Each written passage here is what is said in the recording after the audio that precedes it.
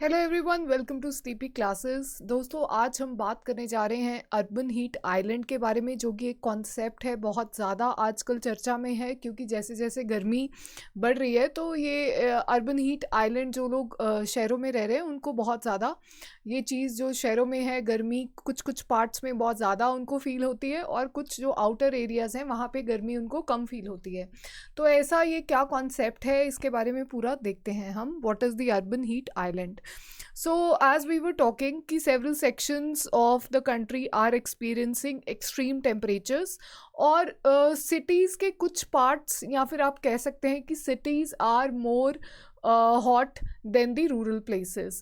So, this phenomena is known as urban heat island, which means an island is created because of the more absorption of heat, and the portions of the city which experiences more heat are said to be known as the urban heat islands.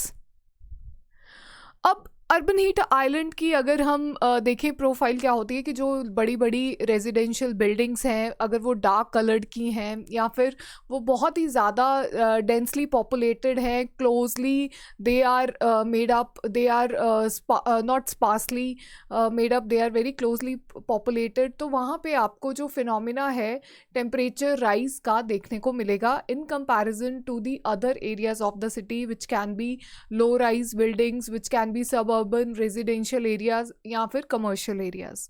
तो क्या reason है इसका?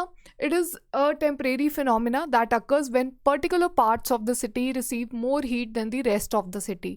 ऐसा कैसे हो सकता है? अगर हम लैटिट्यूडनल लोकेशन के हिसाब से बात करें तो एक ही शहर में दो दो तरह का आपको टेम्परेचर वेरिएशन कैसे देखने को मिल सकता है? जैसे कि कुछ एरियाज़ में 3 to 5 डिग्री सेल्सियस ज़्यादा टेम्परेचर क्यों देखने को मिलेगा? रीज़न बीइंग वहाँ का जो स्ट्रक्चर है। देखिए, ऐसे हम हाई राइज बिल्डिंग्स मेट्रोज़ में या फिर बड़े बड़े शहरों में बहुत ही ज़्यादा देखने को मिलते हैं और देखा जाता है कि जहाँ पे जो residential area high rise buildings बनाता है उसके आसपास भी आपको हर तरफ हाई राइज बिल्डिंग्स ही देखने को मिलेंगी। अब क्या होता है कि इन बिल्डिंग्स को बनाया जाता है कुछ ऐसे मटेरियल से, जैसे कि एसफॉल्ट हो गया, कंक्रीट हो गया, which is actually used to construct these buildings, but unfortunately they trap a lot of heat which raises the average surface temperature. तो since ये material बहुत ज़्यादा heat trap करते हैं और since they have darker surfaces और इसके लिए इस कारण उनका जो albedo होता है वो भी कम हो जाता है। ठीक है, तो tall buildings as well as small streets that commonly accompany them, वहाँ पे आसपास आपको ऐसा experience होगा कि आपको जैसे बहुत बड़ी बड़ी buildings है तो विंड्स भी डिमिनिश हो जाएंगी, वहाँ पे आपको देखने को मिलेगा कि there are no natural cooling effects और there is no air circulation, तो आपको बहुत ही ज़्यादा वहाँ पे गर्मी और डेडनेस जो है वो फील होगी। तो this is known as urban canyon effect, and this kind of buildings, these kind of areas are known as the urban heat islands.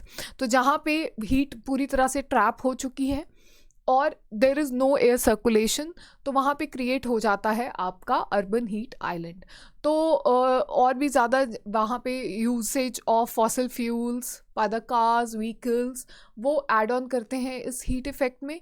और since there is no tree cover, there are no green areas, तो वहाँ पे आपको कोई transpiration losses भी देखने को नहीं मिलेंगे। जैसे कि अगर हम कंपैरिजन की बात करें तो ये रूरल एरिया है और ये सिटी एरिया है, तो यहाँ पे देखिए कि जैसे यहाँ पे बहुत सारे पेड़ पौधे लगे हुए हैं तो इवेपोरेशन होगी, ट्रांसपिरेशनल लॉसेस होंगे, तो वाटर लेवल भी मेंटेन रहेगा। यहाँ पे since there are no plants, so there is no phenomena of transpiration और वाटर इवेपोरेशन, तो यहाँ पे there is deadness, there is the area is hotter and there is no water penetration downwards also. तो ये इलाका आपको थोड़ा सा कंपैरेटिवली ठंडा लगेगा और ये 3 से लेकर 10 डिग्री तक आपको जो है गर्म लगेगा। So that was all for today, that was all about the urban heat island. I hope you got it. Thank you for being with us, thank you for watching sleepy classes.